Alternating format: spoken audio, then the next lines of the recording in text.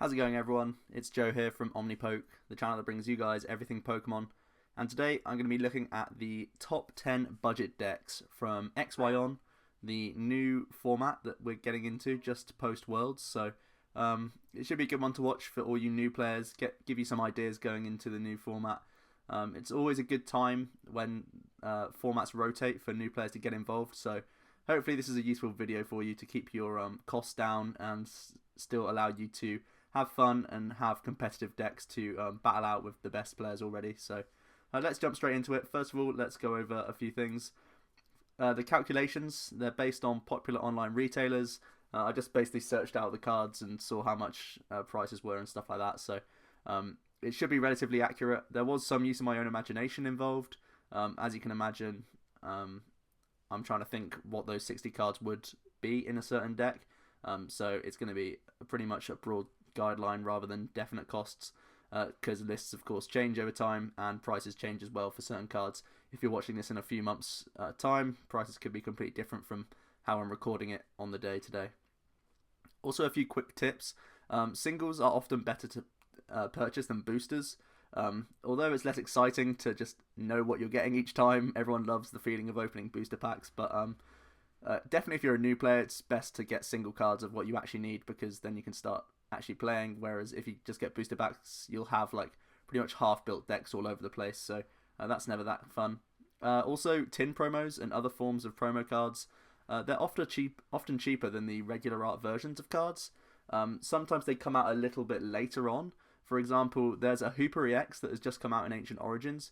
It's probably around a $15 to $20 card right now, but it will be coming out in a tin in a few months' time, and then it'll go down to like $5 or so each. So I feel like waiting around for certain cards, knowing what's going to be coming out in the next coming months, can be a great way to keep your costs down as well. If you just hold off on buying things until these new promos come out, you could save yourself a bit of cash. Also, being part of a team or having people that you trust to share and borrow your cards with for certain events is very much encouraged to help spread your costs. For example, you don't really have a full deck built for it per se, like maybe you have 2 Rayquazas and 2 Megas, but your friend Dave down the road, he's not playing Rayquaza at this certain event, and you know he has one of each, so you can just ask to borrow his, and maybe he can borrow a Mega Manectric because that's what he's playing on the day. It's a bit of give and take. The Pokemon card community is fantastic at this sort of thing. People are very much open-minded to those sorts of ideas, so sharing, borrowing, giving back cards at the end of the event means that pretty much everyone can have ideal lists that they want to play on the day. So getting in with a good group of people is definitely advised, just for having more collection, but of course it's great to have fun as well and have people to talk to about the card game. So that's very much advised. Finally, if you're just in playtesting mode, maybe not going to a tournament just yet, but you're preparing, proxying your decks is definitely a great thing to do before you actually go out and purchase your cards. If you just write down what the card does and maybe use paper proxies or different cards that represent certain cards, you can just get a feel for the deck and how it plays out, and maybe you learn that yes, this is the deck I want to play, let's go purchase them. But it's better than just going out buying them and then playtesting with the actual cards and being like, oh man, I don't actually like this deck at all, maybe I can trade these on the day or something. So definitely proxying is a safer way to pretty much ensure that when you are finally spending money on cards, you know for a fact that you're going to actually like play with these cards that you do buy. So a couple of good quick tips there for older and sometimes current players. New players will definitely benefit from these tips, but also even I like to proxy decks, even though I know I'm going to buy a bunch of cards, so I know what I'm sort of investing in. Next up, another thing for new players, basically there are staples for decks. What I mean by staples is that cards that you'll see 3 to 4 of in most decks across a bunch of things, no matter what strategy you're playing. For example, Professor Sycamore's a supporter on the left that you can see there, that discards your hand and draws 7 cards. This is a very, very powerful supporter card that is going to be used in pretty much every deck next format, unless your deck is a very strange one that doesn't really draw much. Sycamore's going to be used in almost everything. Shauna and Birch, similarly, will have the same thing. Lysander as well is a card that is seen as maybe a 1 or 2 of in most decks. Pokemon Fan Club can be used in some decks. Teammates is good for non-EX based decks. Hexmaniac, more of a 1 or 2 of in certain decks, depending on what you're playing against. There's also a few items that I would suggest picking up. VS Seeker is a fairly expensive item. I think it's around $3 to $5 each, which is kind of expensive, seeing as though you need to try and get like 4 of these. But it is a very, very helpful item, and again, it's going to be used in almost all of your decks. Ultra Ball and Level Ball is great search cards, and I do suggest picking some of those up. Things like Switch and Energy Switch and Super Scoop Up, they've been around forever, so I definitely suggest picking those up. They're never really going to rotate out of format, so you're always going to get use out of those. And there's a few other there, like Muscle Band, Trainer's Mail, and Professor's Letter. They're definitely playable cards right now, and they're seen in multiple decks. So picking a few of those up should be relatively cheap, and definitely good investments for you guys. So let's talk about one more thing, and that is the debate around Shaymin. Should I buy or should I not buy Shaymin EX? There will be a handful of decks in this video that actively avoid using Shaymin EX. Normally they're Wobbuffet based builds that try to ability lock your opponent rather than play Shaymin. Essentially, for those players who don't know about Shaymin EX, it's basically the best Pokemon card we have that can draw. Its ability setup allows us to draw until we have 6 in our hand when we bench a Shaymin each time. And this is a great way to just give us more cards, help consistency overall, and help for sort of fast decks find their combo pieces to get going. Unfortunately, it is around $20 to $30 each, and in Pokemon you can have a maximum of 4 copies, so some decks will be playing for Shaymin EX. And unfortunately there's very few replacements for this card. It is just so powerful, and it's pretty much the only option we have if we want to play speed decks. I will say, however, it's almost like a staple card that I was talking about for the trainers and supporters. If you do end up buying 1 or 2 Shaymin EX, you can pretty much splash that card in almost all your decks to pretty much instantly buff them in terms of how consistent and playable that deck basically is. So if you are ready to take the plunge and get some Shaymin EXs, they're going to be useful for the whole format. However, in this list, you can pretty much actively avoid using or purchasing a few Shaymins. If, again, you are a newer player, you want to avoid that sort of thing. I will say, on the left-hand corner, you can see a couple of pseudo replacements. Slurpuff can draw your card each turn. If it's active, you get to draw 2. Unknown is a new card as well, just a common or uncommon, I think it is. And you can discard it from your bench to draw a single card each time. And Swampert is a stage 2, but you can use Archie to try and get that out onto your bench as a basic Pokemon, essentially. And you use the ability Diving Search to search your deck for any card and put it on top of your deck. All of these are pretty powerful draw type abilities, but they are pretty much overshadowed by Shaymin, and they're not exactly perfect replacements. So yeah, to Shaymin or not to Shaymin, that's the question you have to ask yourselves when we look at these 10 decks here. So let's get into it. In at number 10, we have safeguarding based decks. Hippowdon in the bottom left corner, you can see there. He has an attack called Resistance Desert that does 60, and during your opponent's next turn, prevent all effective attacks, including damage done to this Pokemon by Pokemon EX. The Regice just to the right of it has the pretty much identical attack called Resistance Blizzard, and that does the same thing as the Hippowdon. So essentially every turn, you're trying to use this attack to prevent damage from Pokemon EXs.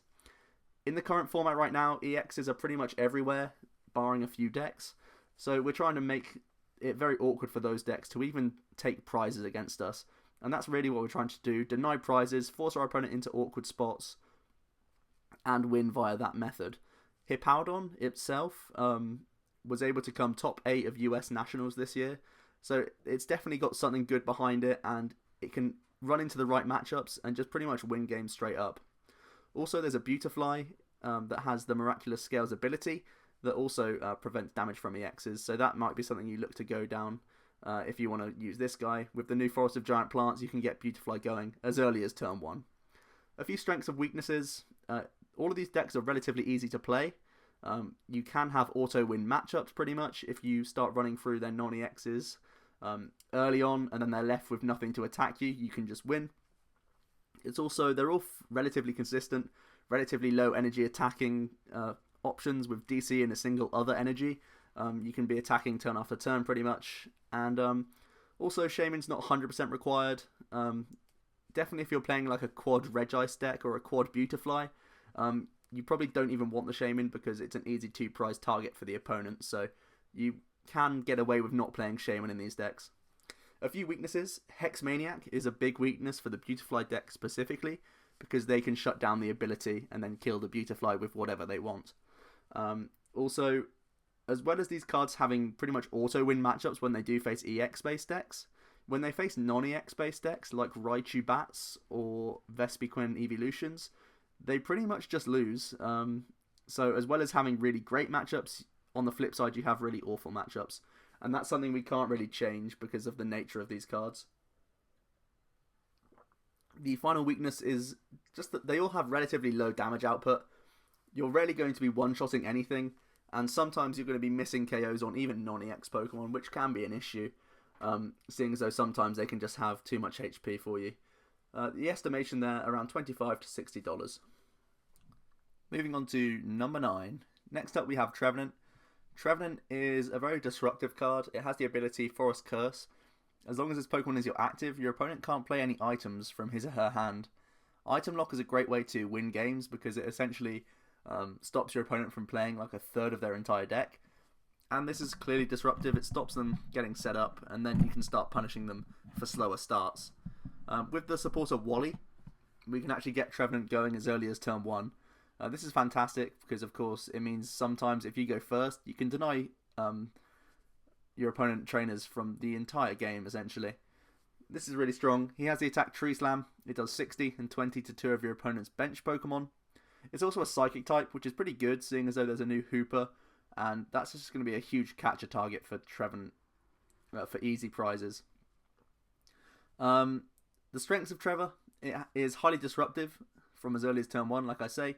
It's easy enough to play because all we're trying to do is get Trevenant set up and start attacking with him. And we do have additional sniping. That 20 to the bench can be useful sometimes for setting up KOs on EXs. And also, you can play bats in here if you really want to.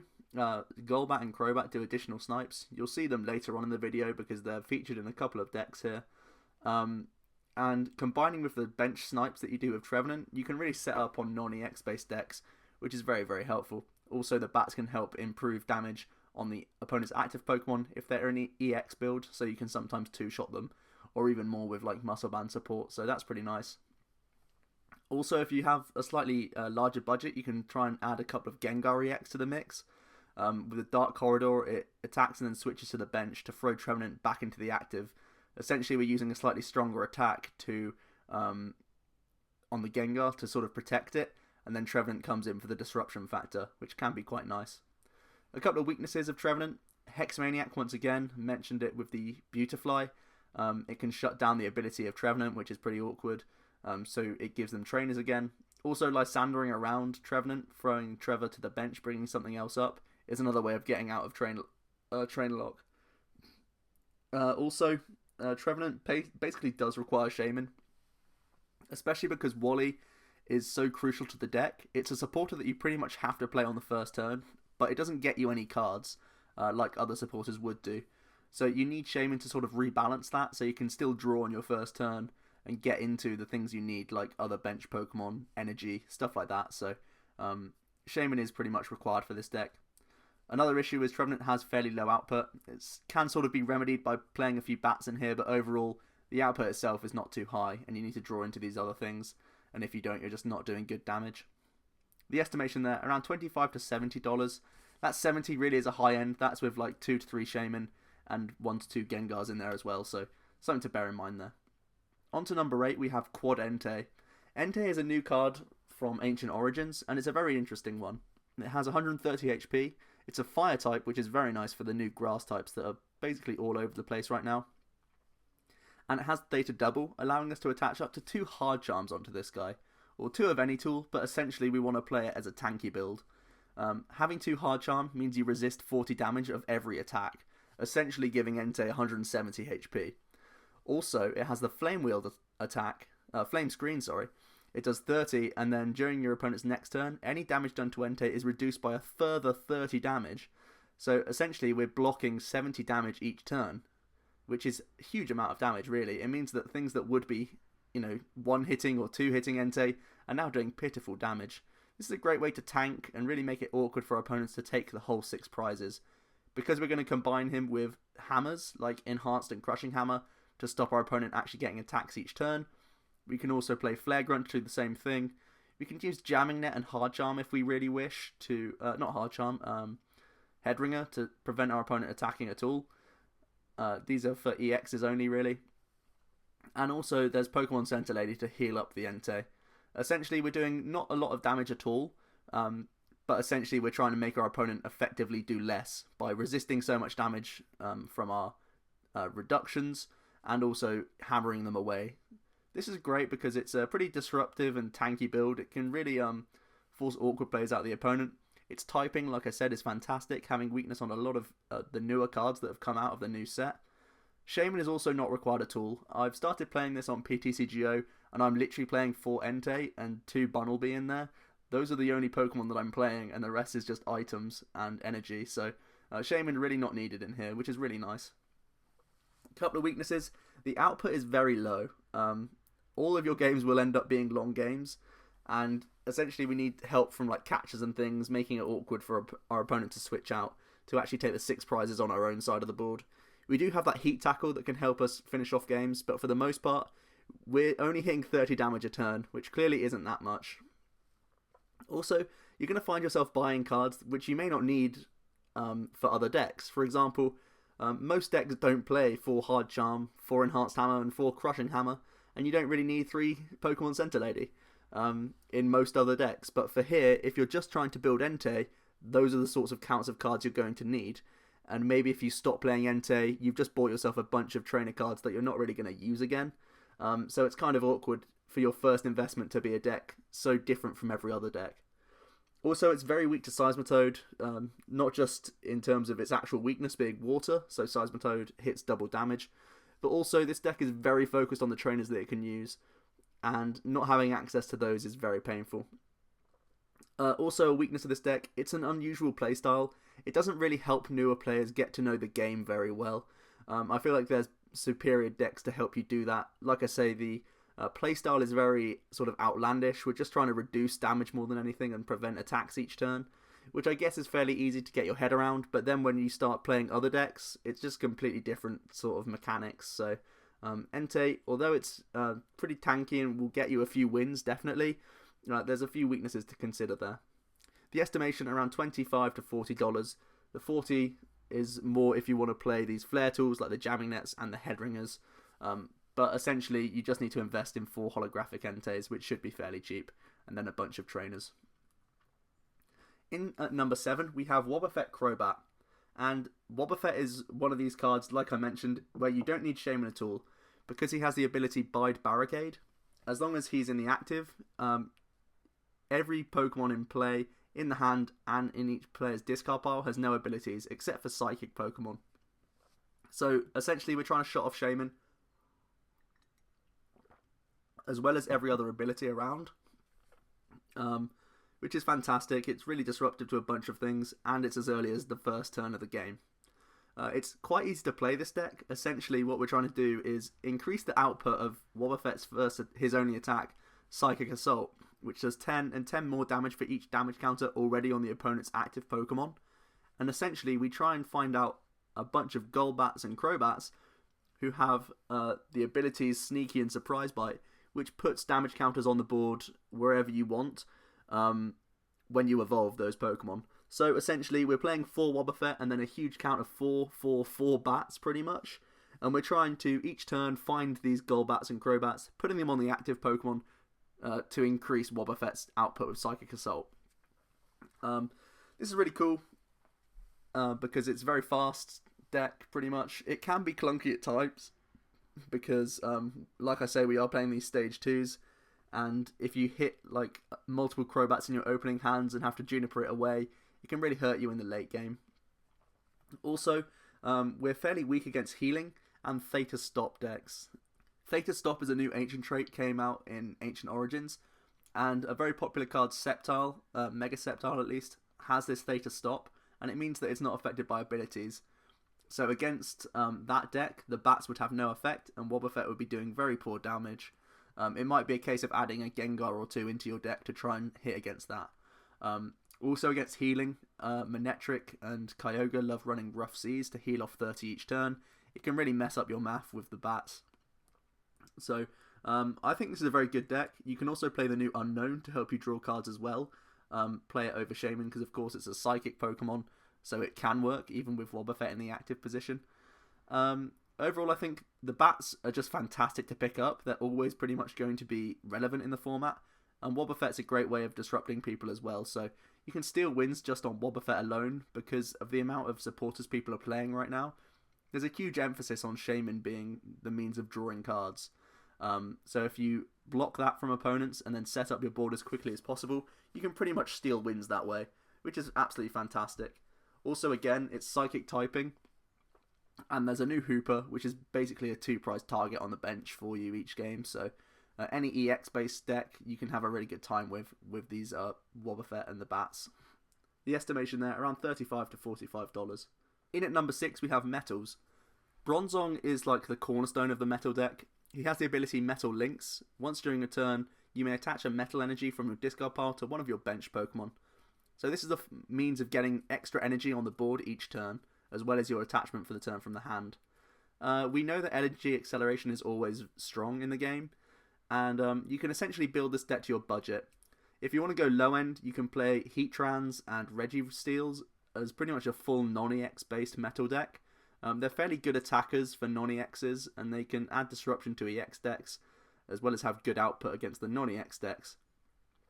If you first buy these metal cards and then are quite happy with it, you can add more cards, like depending on your budget. You can add Aegislash, Dialga, Lugia, maybe even 1 or 2 Seismitoads, as you start getting more acquainted to the deck and start getting more involved in the card game after your initial investment. So definitely a card that there's room to improve on if you are happy with a deck as you buy it as a fairly lower end cost. You can improve it as you go along, basically. A great thing about Bronzong is you can play it as like a boxy style build, so that you can sort of move your deck to the format and sort of change up cards depending on what's good at the time. So that's pretty nice. We know Bronzong's going to be useful for the whole format basically because of his ability being so strong. So it's a pretty safe option if you want to buy a few good cards that are going to stay relevant. A couple of weaknesses of the deck. Bronzong is not really the fastest deck. Although that we do have the new level ball, it means we can search out Bronzong quite quickly.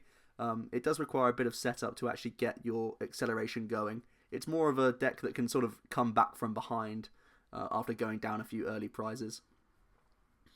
Another issue with Bronzong is once again that Hex Maniac. It keeps popping up in how important it is, and it just shows how powerful the card is. Hex Maniac can stop your abilities for a turn, and that can be a constant pain. If our opponent is recycling Hex Maniac with VS Seekers, it means we basically don't have Bronzong at all, and then our attacks become very expensive because we don't have the extra attachments, which can be a real issue.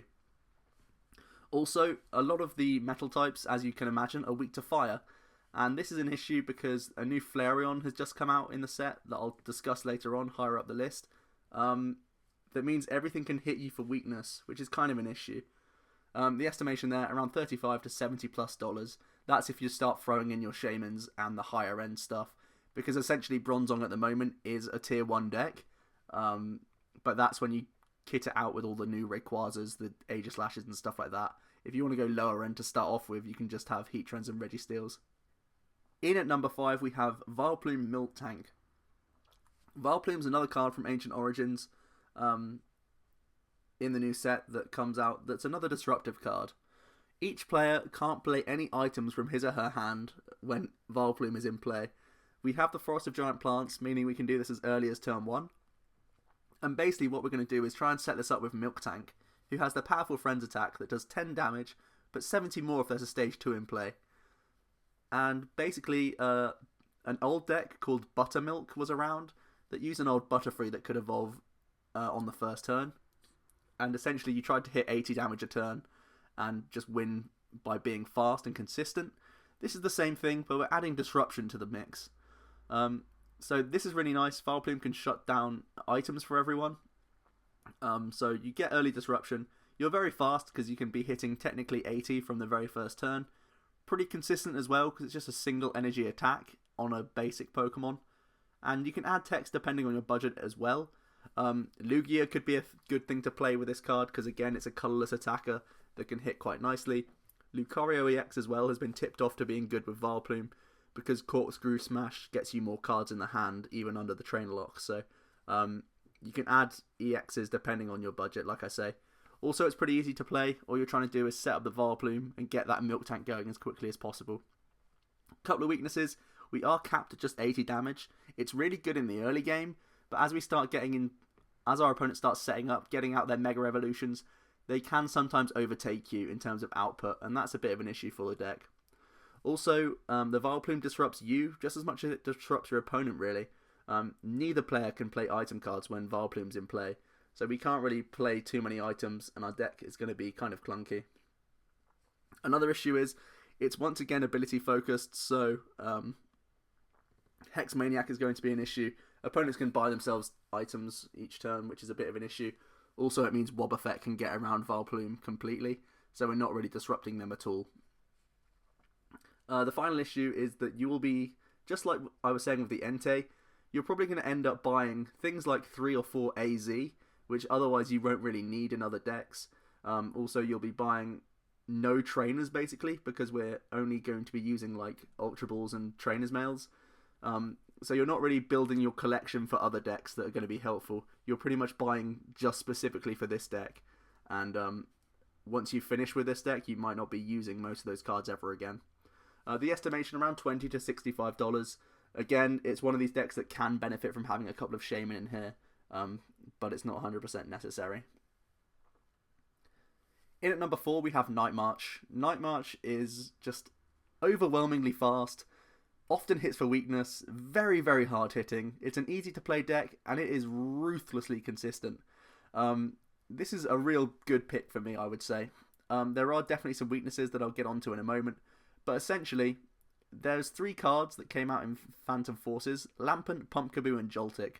They all share an attack called Night March, and the attack does 20 damage times the number of Pokemon in your discard pile that have the attack Night March. Using a trainer called Battle Compressor, which allows you to search your deck for 3 cards and discard them, you can fill your discard pile with a bunch of Lampents and Joltiks and Pumpkaboos, and then attack with one of these guys for ridiculous damage. We have Lightning typing with Joltik, Psychic typing with Pumpkaboo, and sometimes you can even play the new Vespiquen, which also runs off double colourless energy, to have grass weakness on things. So a lot of the time we're going to be hitting for weakness, and very, very early on in the game. It's really easy to set this deck up, very quick. You can sometimes be killing even EX Pokemon from the very first turn. There's also Archie's Ace in the Hole and Swampert that you can add into the deck if you want to loosen the purse strings a little bit more, to give you Diving Search, which helps you draw throughout the mid to late game. Couple of weaknesses of the deck. Trainer Lock can be very, very painful for this deck. Battle Compressor is pretty much the cornerstone of the entire deck. That's what gets your Pokemon in the discard pile more than anything else. So if you do run into Trainer Lock matchups, you can have an issue. Also, Joltik has just 30 HP, Pumpkaboo just has 60. This is an issue because it's very easy for your opponent to knock out your Pokemon. Also, it means that bats, if anyone's playing the bats, they can easily steal prizes against these guys and out-prize race you. The final issue is Aegislash. Aegislash plus Hammers plus Giratina, these are all issues. Aegislash doesn't take damage from anything with special energy on it, which of course, this deck relies on double colourless very, very hard. So also the Hammers are going to be an issue, and Giratina as well stops you attaching special energy after you get hit by the attack during the following turn. So all of these can be a huge issue just because how reliant this deck is on double colourless energy. And there's not really any way around that. You can play Hex Maniac to get around Aegislash, but against the Hammers and Giratina, it can be a real issue. So definitely hard hitting, pretty much a glass cannon based deck. You get set up very quickly, very often, and it's a great one to start out with, I think, because it just puts a lot of pressure on decks, and if they're not playing any of these nasty things like Hammers or Trainer Lock, you can just have a field day running through your opponent. The estimation there, around $30 to $70. Like I say, if you want it to be as turbo as possible, you're probably going to have to invest in a couple of Shaymin EX. In at number 3, we once again see Wobbuffet. This time we're pairing him with Gengar EX. Gengar has the Dark Corridor attack, it does 60 damage, and moves itself to the bench after poisoning your opponent. So essentially you attack with the Gengar and then move into a Wobbuffet to lock your opponent out of abilities the entire game. Also, as I mentioned, Wobbuffet's a pretty handy attacker himself, and if we're using Gengar a couple of times, then Wobbuffet can come in with a Psychic Assault and do big damage there. We also have Robosub, a really nice trainer card that you can play on your bench like a Pokemon, and when it gets knocked out, your opponent takes no prizes. Essentially, it's something to sit in the active Pokemon to protect your Gengar the entire game and force your opponent into awkward spots once again. I really like Gengar because it's Disruption. Again, it's Psychic typing, so great against stealing prizes against Hooper to finish off your games. Shaymin is not required again because it's a Wobbuffet deck. And just because the strategy around Dark Corridor, it really does force awkward plays from the opponent. They're under ability lock and they have to keep finding Lysanders to try and deal with these Gengars. That's what's really nice, I would say. Couple of weaknesses. Gengar's not always the fastest deck or the most consistent because we don't have these Shaymins. We pretty much rely on Trainer Draw, which isn't as superior really. Also, we have lowish output. We're capped at 60. Muscle Band takes us to 80. Poison takes us to like 90 going back into their turn. So I guess we're two-shotting things, but now that things are shifting to Mega Pokemon, our damage output is slightly weaker. Also, a big weakness, of course, is going to be Lysander. If they do start bringing up these Gengars and one-hitting them, it can be very awkward for us. The estimation around $30 to $55. I really like this deck. I think I'm playing it right now. I've got a build ready for it. Not because I like playing budget decks. I just think it's a good choice right now. So definitely one to consider, I would say. In at number 2, we have Eeveelutions. These are all new cards from Ancient Origins, and essentially they share the same ability. However, just for each of their own types. So, Flareon, when Flareon's in play, all of your Stage 1 Pokemon now additionally have Fire typing. For Vaporeon, it's Water. For Jolteon, it's Lightning. So, essentially, we can have coverage against 3 different types, as well as the type of the Pokemon that we actually play. For example, Vespiquen's a Grass type, so now he can be Grass, Fire, Water, and Lightning all at one time to hit for weakness on a bunch of different decks. This gives us great type coverage against multiple matchups. We can be very fast, hard-hitting, and consistent as well. Also, you can build to your budget depending on what techs you want. For example, the Vespiquen is another new card. It's really, really nice. I basically would put Vespiquen as its own deck, but I wanted to discuss the Eeveelutions in this sort of case. So, Be Revenge is really fantastic. Like I mentioned with the Night March, it's a great attack. 20 plus 10 more for each Pokemon in your discard pile. And this works really well, again, in this sort of deck because you're playing multiple Pokemon anyway. So you can hit for weakness on a bunch of things. Dugtrio is another great pair for the Eeveelutions. There's a few others that we can pair with it to try and get type coverage on a bunch of things, which is really nice. Couple of weaknesses. Just like the Night March deck, if you're playing Vespiquen with the Eeveelutions, which is probably the most popular version right now, you are weak to Hammers, Aegislash, and Giratina, like I was mentioning, because once again, double colourless energy is very important for this deck. Another issue is you pretty much have to have a constant finger on the pulse for what's popular in the format right now. If you want to play these Eeveelutions, you need to know what's popular. You need to know that Rayquaza's seeing a lot of play, so you're going to have to play Jolteons. You're going to have to know when you want to cut the Vaporeon line out because there's not anything weak to water at the time. And sometimes you might not even need Flareon because there's nothing weak to grass. Weak to fire, I should say. Like grass decks, I guess. So you pretty much have to adapt your attackers based on that. So it might not just be a single investment. It might be a constant changing metagame, and you have to adapt each time. So you might end up forking out more money than you would expect because the needs of your deck are always changing.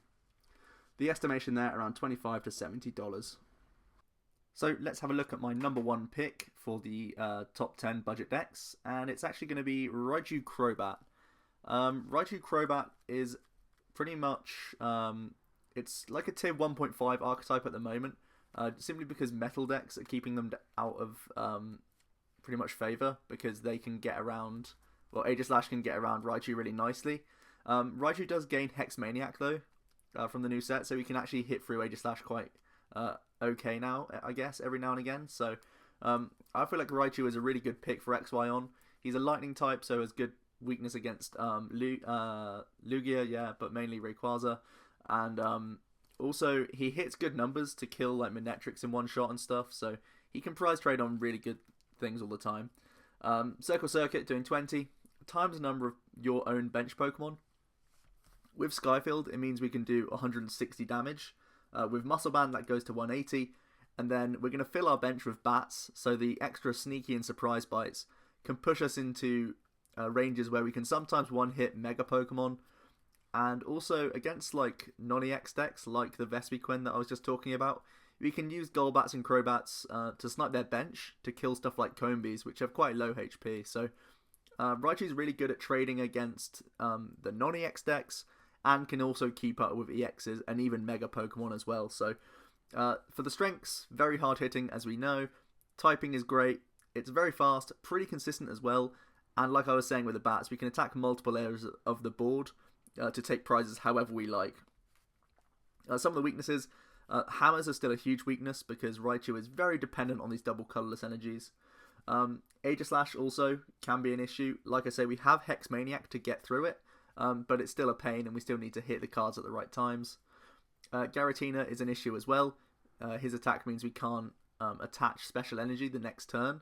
So if a Giratina kills a Raichu and we don't have Pikachu already with a basic energy, it means we can't really respond the next turn.